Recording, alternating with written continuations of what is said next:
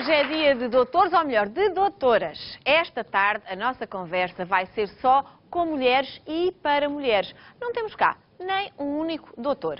Mas os senhores, obviamente, podem ver o programa, que estes assuntos também vão interessá-los e muitos. Vamos então chamar as nossas doutoras.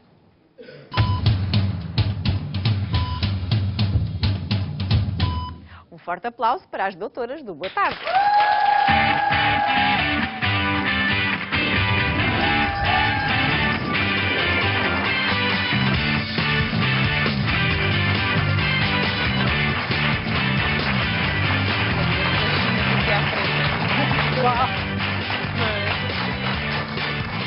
Ora, e o nosso painel hoje é composto pela médica dermatologista, a doutora Alexandra Osório, pela médica oftalmologista, a doutora Rita Diniz da Gama,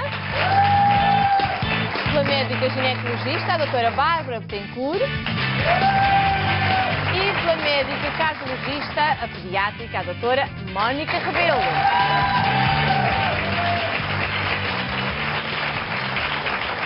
Eu acho que este painel nunca foi tão giro, pois não? Devia ser sempre assim.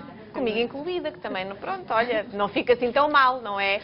Com estas flores. E hoje até temos flores e tudo. Temos flores, temos chazinho, temos umas bolachinhas, são 5 e tal. Portanto, isto é o chá das 5, não é? A falar aqui de algumas patologias que dizem respeito à vida das mulheres. Vamos aproveitar que hoje somos só mulheres e perceber, afinal, quem é o sexo forte? As diferenças entre homens e mulheres são mais que muitas. Ou afinal, lá no fundo, somos todos mais ou menos a mesma coisa. Por exemplo, no que diz respeito às doenças ou idas ao médico, quem são assim os mais piegas? Elas ou eles? Doutoras? Olha, a plateia já respondeu.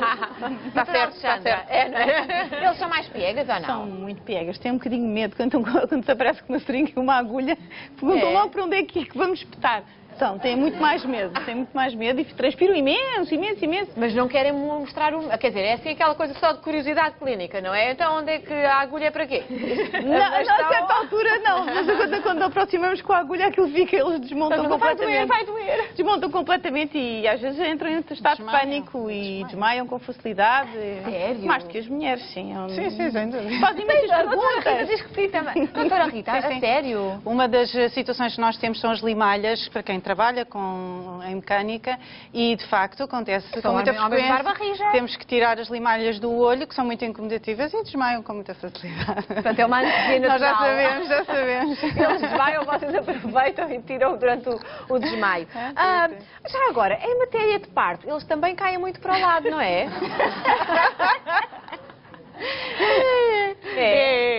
Estava-me a lembrar de uma vez que estava a fazer uma cesariana e de repente estava na altura de tirar o bebê e comecei a sentir assim, a puxar-me para trás, era o pai a desmaiar e que se agarrou à minha bata e era a ajudar a tirar a criança.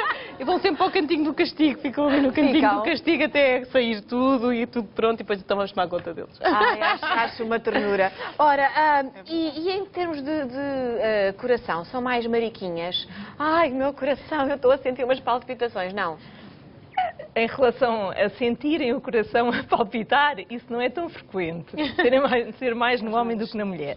Mas sem dúvida que são sempre mais piegas, mesmo na realização dos exames, e os exames que eu efetuo não são propriamente dolorosos, eles mesmo assim queixam-se mais do que as mulheres. Mas o quê? Estamos a falar de um eletrocardiograma que é... Sim, de um eletrocardiograma, de um ecocardiograma, e começam de pequeninos, porque eu sou cardiologista Eu pediátrica. É logo de pequeninos que eles começam a queixar mais. Não sente nada e mesmo Pois, assim... é completamente indolor, mas mesmo assim, eles assustam-se. Ai, eu adesivo, a casa dos pelos, alguns já têm pelos. O retirar dos elétrodos é a coisa mais difícil na cardiologia. Ai, sim, deve ser uma coisa muito, muito dura. Ora, mas pronto, chegámos então à conclusão inequívoca que os homens são muito mais mariquinhas do que as mulheres, entre outras coisas, mas no que à saúde diz respeito também está aqui a prova provada de que é assim. E está na hora de lhe recordar mais uma vez que temos o nosso cartão de sonho recheado. Para se habilitar ao prémio de hoje, deve ligar o 760 20 60 20. Se a sua chamada for a selecionada, vai falar comigo ao telefone e dar-me 4 palpites de 0 a 9. Se os seus palpites forem certeiros, pode receber um prémio no valor de 20.500 euros. São 1.000 euros de prémio do dia, mais 19.500 euros no valor acumulado no jackpot. O prémio é entregue num cartão com o qual pode pagar todo o tipo de contas, desde que haja um terminal multibanco. Pode pagar a água, pode pagar a luz, o gás, carregar telemóveis, fazer compras, ir à bomba de gasolina a testar o seu carro, fazer uma viagem que queira fazer há muito tempo, ir visitar a família que está longe. Pode fazer tudo isto e muito mais, mas antes de participar, informe-se. Não se esqueça do regulamento do concurso, que pode consultar, está no site da SIC ou no teletexto do seu televisor, na página 377, e o número eu acho que já o sabe de cor, mas nós relembramos sempre 760 20 60 20, habilite-se e ligue 760 20 60 20, temos 19.500 euros acumulados no jackpot, 1.000 euros é o prémio do dia, o cartão vai carregado com o valor que ganhar para usar em qualquer terminal multibanco e depois tem essa enorme vantagem, é que o que ganha é seu, só seu e é livre de impostos. Ligue 760 20 60 20 do nosso cartão de sonho.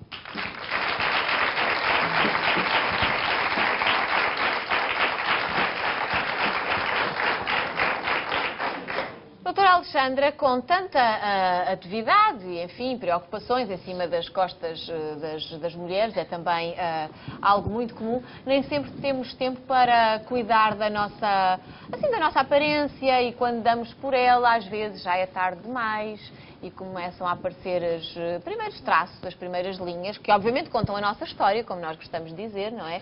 Que as rugas são a nossa história, mas deixam-nos também à beira do ataque de nervos. O que é que podemos fazer para apagar assim esses traços do tempo e da história? Ouve-se muito falar em Botox. Ainda é o mais utilizado?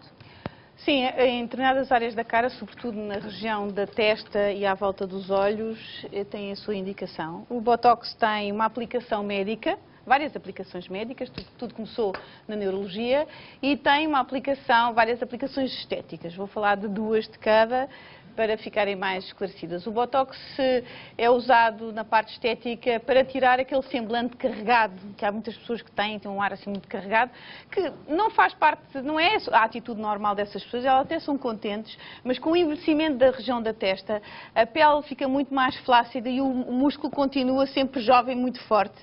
E então aparecem aquelas rugas na região aqui da glabela, que marcam imenso o semblante e a pessoa parece que tem um olhar assim muito zangado. Imagine uma pessoa que trabalha num balcão a atender o público, um ar muito semblante e muito zangada, mas não está nada zangada.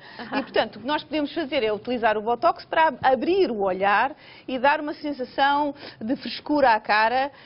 E pode-se aplicar o Botox de várias maneiras. Há pessoas que dizem, eu quero tirar as rugas todas ou estar completamente cansado. Ou então fazer um tratamento à la carte, muito suavemente tirar esse ar zangado, não tirar o resto das rugas, ou então tirar as rugas todas. Vai depender também da qualidade da pele, da quantidade de Botox injetado e, portanto, não é uma coisa que bloqueia completamente a expressividade da testa. Estamos a mostrar aqui umas imagens, isto é uma avaliação, não é? Isto é uma avaliação. Eu pedi para franzir os olhos, para ver, levantar o olhar e vemos ali as rugas da testa e pedi para rir, para vermos as rugas dinâmicas ali à volta dos olhos. Como veem, em descanso, a pessoa tem cicatrizes de acne, tem rugas marcadíssimas e tem aquela zona, um semblante muito marcado ali na região da glabela e à volta dos olhos. Aplica-se nestas zonas mais ou menos o Botox para abrir realmente o olhar e abrir e subir um bocadinho a cauda da sobrancelha.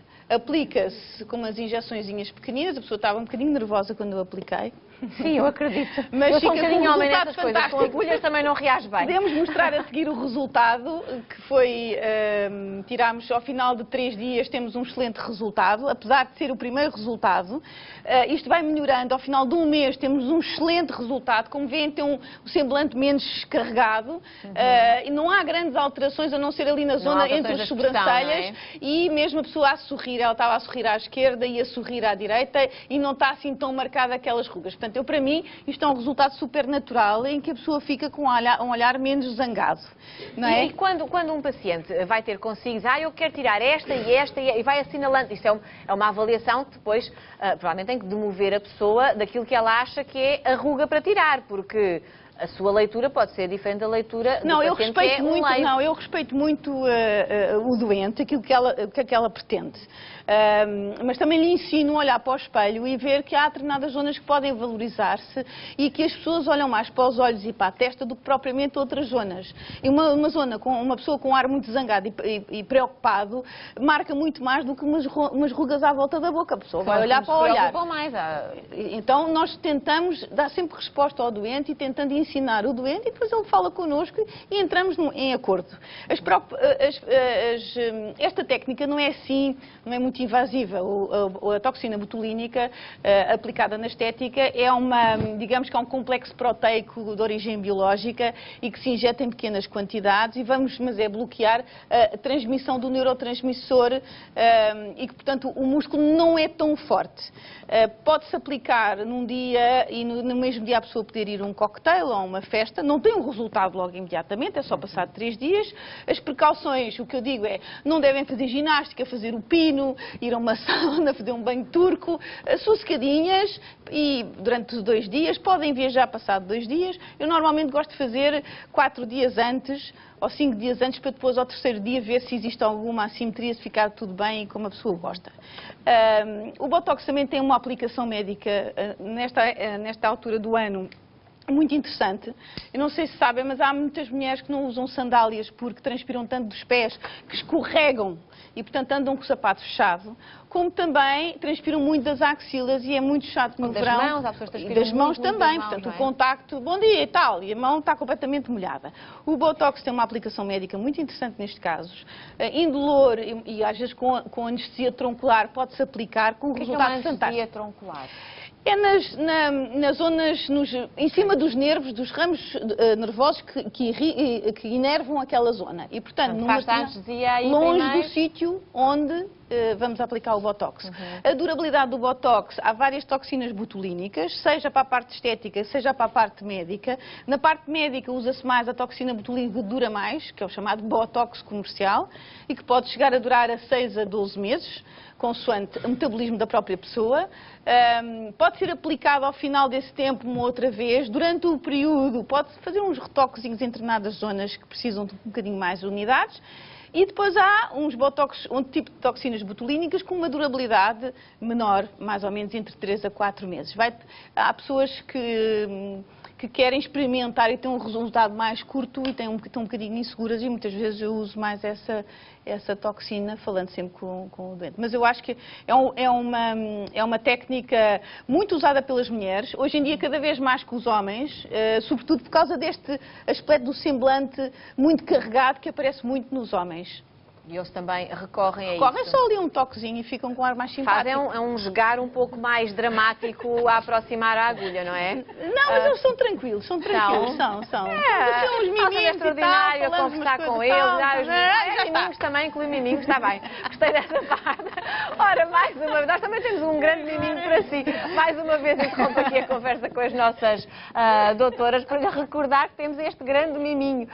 Temos 20.500 euros no nosso cartão do sonho, já faltam mais e daqui a pouco vou estar à conversa com alguém que pode ser quem está aí em casa neste momento a olhar para mim e a pensar ligo, não ligo, ligo, não ligo, pondere se deve ligar, se não deve ligar, ligo outra vez ou não ligo outra vez, ligo outra vez ou não ligo outra vez, se calhar até pode ligar outra vez, deixo à sua consciência, à sua vontade, às suas possibilidades ligar, mas também tenho que lhe dizer que, obviamente, se ligar, habilita-se aqui a 20.500 euros no valor total do nosso cartão de sonho. Temos 1.000 euros de prémio do dia, mais os 19.500 acumulados em cartão. Já viu o jeito que dava este dinheirinho todo?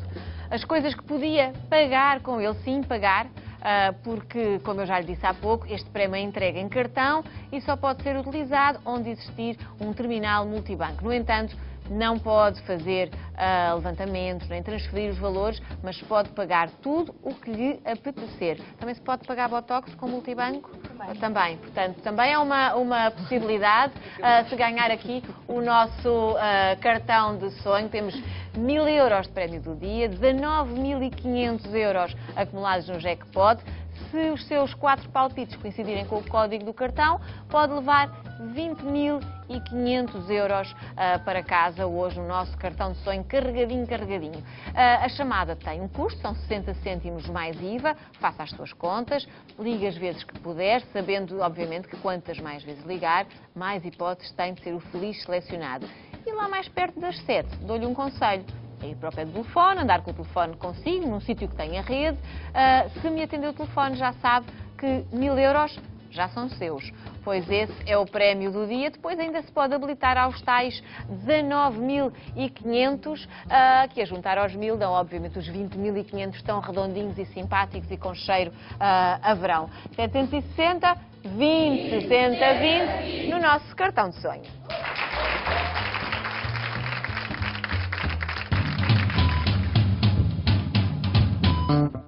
Já a seguir, as doutoras falam de menopausa, o que muda e o que fazer para viver bem esta segunda fase da vida.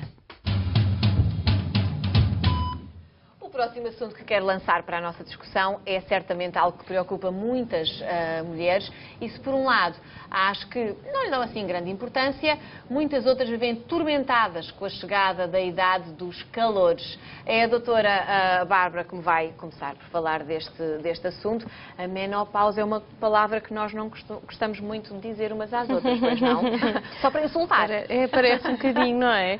Mas cada vez mais deve ser visto como, no fundo, hoje em dia as mulheres passam mais, se calhar até metade da vida, ou pelo menos quase metade da vida, numa versão diferente de menopausa. Associava-se ao final da vida, claro, não é? E agora, portanto, cada vez mais tem que ser visto como tentar perceber o que é que se passa e o que é, para tentar otimizar e assim conseguir ter, claro, uma qualidade de vida. No fundo, o que a menopausa traduz, os nossos ovários vão produzindo hormonas, com o objetivo sempre associado sempre principalmente à fertilidade.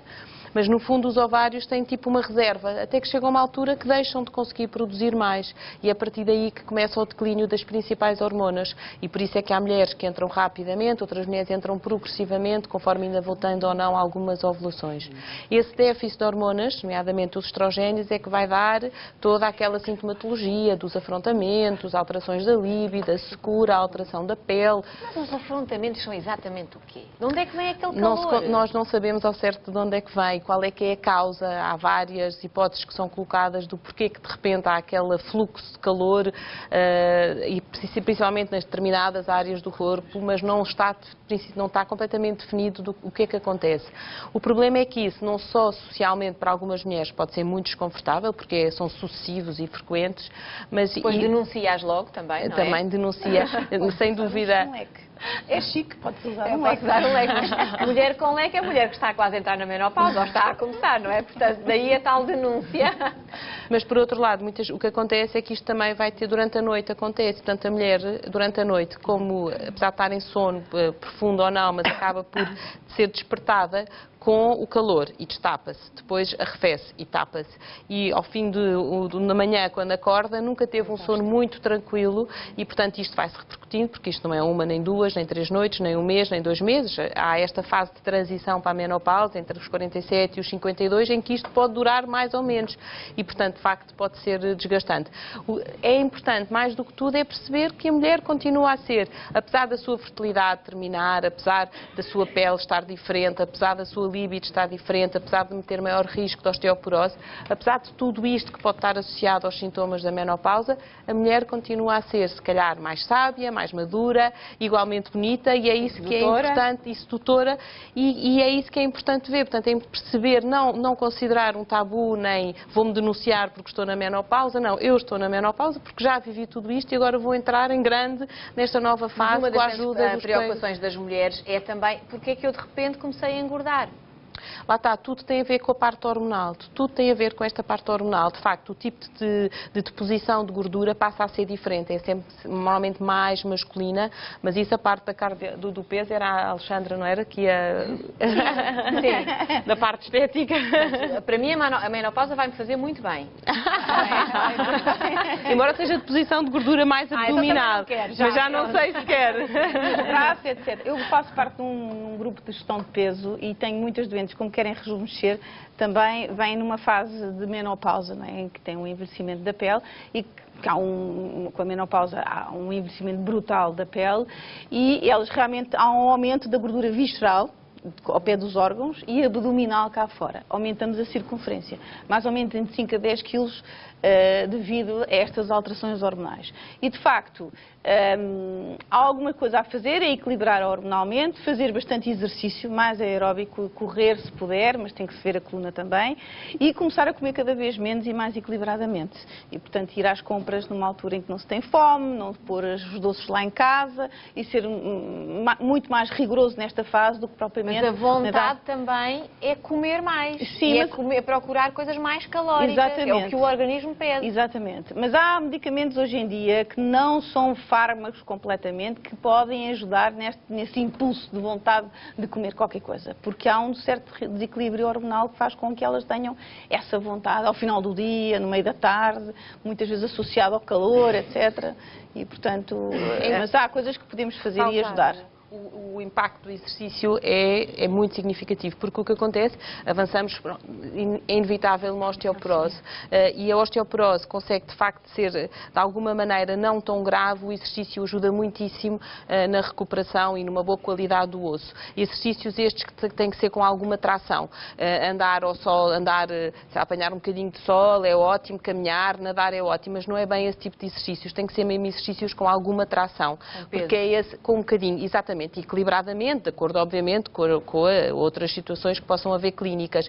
E isso é muito importante porque, além de tudo isso, vai também fazer um reforço muscular. E com a avançada idade e com o maior risco de queda e com a osteoporose, há maior risco de fratura. E, portanto, o exercício não só acaba por ser em termos de controle de peso, numa fase em que se calhar estamos a falar dos 60 anos, mas chegando aos 70 ou aos 80, o exercício tem não só em termos de menor osteoporose, como também de reforço muscular e de prevenção das quedas. Lá está, esta segunda fase tem que ser pensada no sentido de otimizar e ter qualidade de vida e prevenir aquilo que pode correr mal. Lá está, porque também temos uma longevidade maior e queremos-la com mais qualidade. Claro. A menopausa pode afetar também os nossos olhos. É verdade. É verdade. E a principal problema chama-se olho seco, que não é verdadeiramente um olho seco, é a diminuição da produção da lágrima e a alteração da composição dela que faz com que ela se evapore. Ou seja, nós vamos pestanejando sempre que a nossa lágrima vai evaporando. E como há uma diminuição destas hormonas que falou a Bárbara, todas as mucosas vão sofrer com isso, e estamos a falar da vagina, estamos a falar da boca e os olhos. As queixas principais são a sensação de picadas, sensação de areias dentro dos olhos, os olhos um bocadinho avermelhados, os olhos lacrimejam muito, e especialmente na parte da manhã, a seguir à noite, em que há diminuição da produção da lágrima, quando se faz um esforço visual, quando nós fazemos um esforço, quando estamos a ver televisão ou a ler, não pestanejamos tanto e lá está, aparecem essas queixas, aparecem mais em ambientes com ar-condicionado, que são ambientes mais secos ou com o vento.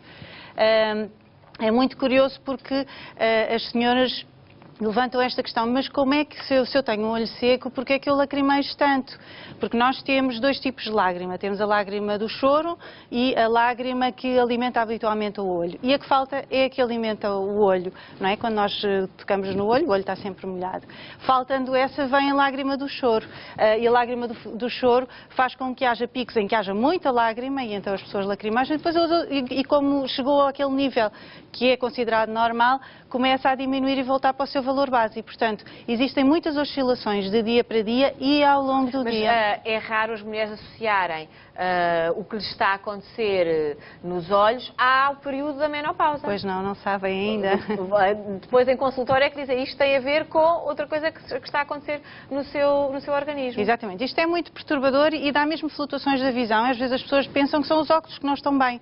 E no fundo é a lubrificação que não é bem feita e, portanto, em vez da lágrima fazer uma película uniforme à frente do olho, fica em microgotículas e ao mesmo... pode ser compensado com umas gotinhas de soro, com umas lágrimas artificiais? As lágrimas artificiais são mais indicadas. As gotas de soro duram muito pouco tempo e, portanto, a principal indicação são as lágrimas artificiais. Têm uma composição mais parecida com a nossa lágrima e, portanto, o efeito dura mais. E podem ser assim em frasco ou em monodoses, que são mais simples de aplicar e a pessoa vai doseando. Não é o tipo de medicação que a pessoa tenha que fazer todos os dias, à mesma hora, da mesma forma. Pelo contrário, deve adaptar consoante as suas queixas. E como eu digo, há dias em que vai sentir necessidade de pôr muitas vezes e há outros em que passa tranquilo e põe uma ou duas vezes ou chega a não pôr. Vai fazendo essa administração consoante a necessidade que vai sentindo. E a menopausa afeta o nosso coração? Afeta. Ouço dizer que as pessoas na menopausa ficam assim um bocadinho irritadas. Sim, mas o coração sofre, não? Exato. Pois, isso acontece, mas não é bem nessa área que é importante chamar a atenção. Mais uma vez, as hormonas que já foram faladas, ao diminuírem, vão fazer alterar um bocadinho a relação do chamado colesterol bom e mau que nós temos, que toda a gente já ouviu falar, o LDL e o HDL. Portanto, e baixa um bocadinho o colesterol bom e aumenta o colesterol mau. Além disso, também já foi falado, há um aumento também do excesso de peso. Isto são duas situações que são também já fatores de risco.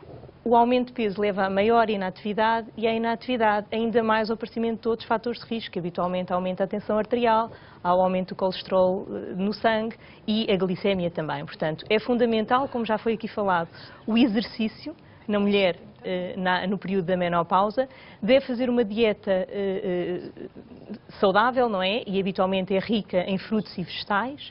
O exercício físico deve ser feito de uma forma bastante regular, não é fazer uma vez, não, é pelo menos 3 vezes por semana, idealmente todos os dias.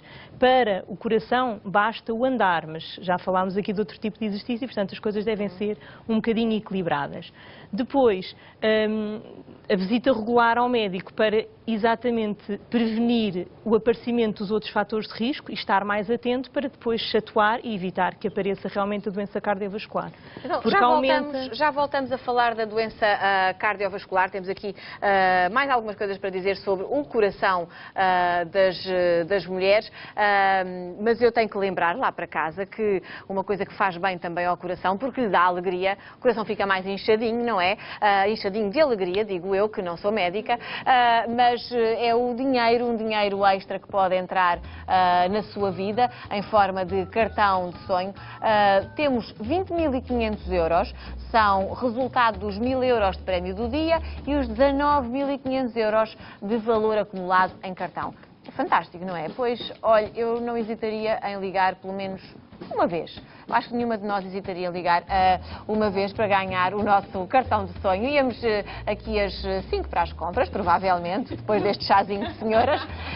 Esta chamada tem um custo de 60 cêntimos mais IVA, por isso faça as suas contas, veja quantas vezes pode ligar e faça isso. Habilite-se a este valor ligando 760 20 60 20. Eu estou aqui à sua espera e quem sabe se no final do programa não estamos mesmo à conversa. Eu a perguntar-lhe onde é que fala, como é que se chama, pedir-lhe 4 números de 0 a 9 para ver se coincidem com o código do nosso cartão. Vai ser uma conversa curtinha, mas vai ser uma conversa muito, muito feliz. Se quer conversar comigo, mas se quer sobretudo ganhar o cartão de sonho, ligue o 760 20 60 20. Depois fique atento ao seu telefone, não saia do pé dele, cole-se mesmo ao seu telefone. Há muita gente que o abandona, coitadinho, no momento em que nós estamos a ligar. Nós ligamos sempre de uma chamada do número privado, portanto, o número privado, há muitas pessoas que hesitam em atender o número privado, mas lá mais perto das 7 pode ser que seja efetivamente o nosso. Temos 1.000 euros, que são o prémio do dia, 19.500 que estão acumulados no jackpot. É um valor, se ganhar, seja aos 1.000, seja aos 20.500, é livre de impostos, vai para a sua casa em forma de cartão, para usar sempre que haja um terminal multibanco e nas coisas que quiser. Só tem que haver um terminal multibanco. Não pode fazer nem levantamentos, nem transferências com este cartão. E se tiver alguma dúvida, consulte o regulamento do concurso no site da SIC ou no teletexto no seu televisor, na página 377. 760 20 60 20 é o nosso cartão de sonho.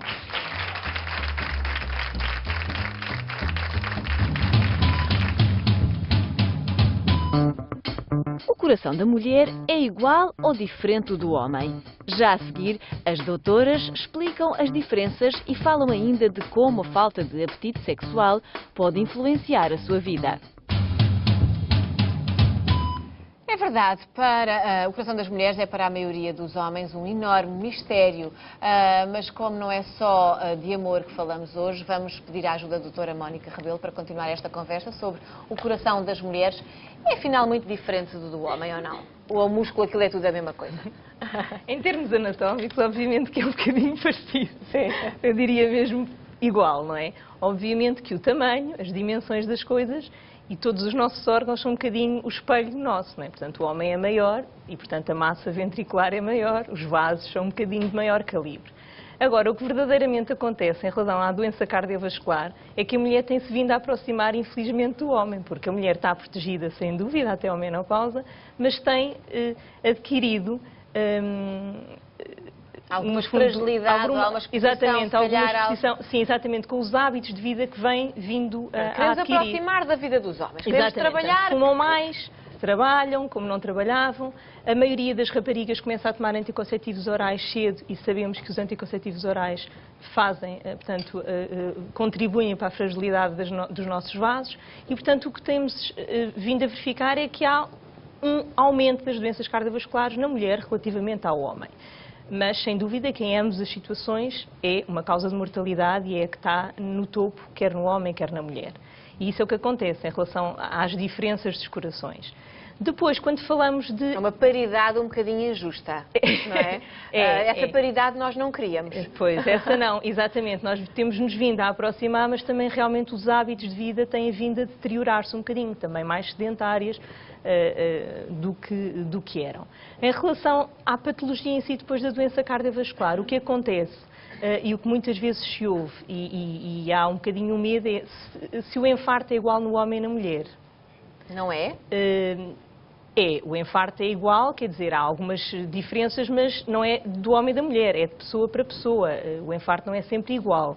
E o que acontece é que o que se verifica nos estudos é que a mulher, devido muitas vezes à forma como refere os sintomas, há um pouco um atraso do diagnóstico. Quando há atraso no diagnóstico, há atraso na implantação. Sente menos os sintomas ou não lhes dá importância? Refere de forma diferente. O homem, portanto, o sintoma típico da dor pré-cordial, do desconforto pré-cordial, é quase sempre referido pelo homem. Na mulher também é referido, mas associado a outros sintomas.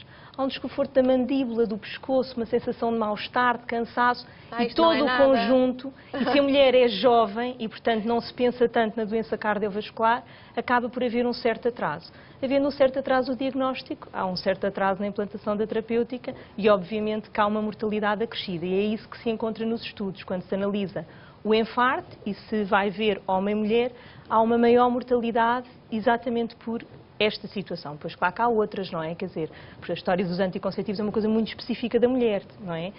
Na idade da menopausa também há uma maior incidência, porque é uma coisa muito específica da mulher. Mas é sobretudo estas diferenças. Aquilo que, agora, grosso modo, aquilo que nós começámos a dizer no início, que eles eram mais mariquinhas, desse ponto de vista, estão mais protegidos em termos de rápido diagnóstico do infarto, porque, eu não estou a sentir nada bem, vou já para o hospital. E as mulheres acham que ainda podem, se calhar, fazer não sei quantas coisas, na questão do infarto, e subestimam os sintomas, e não é? eles são mais específicos.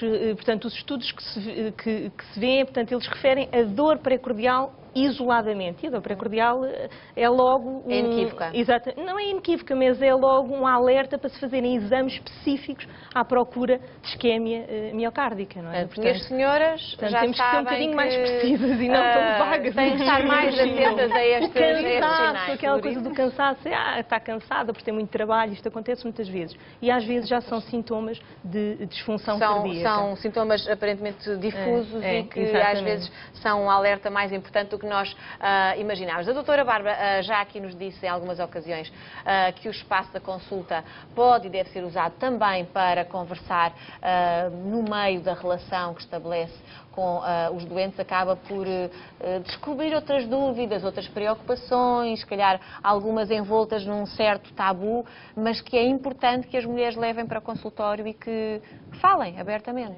Cada vez mais.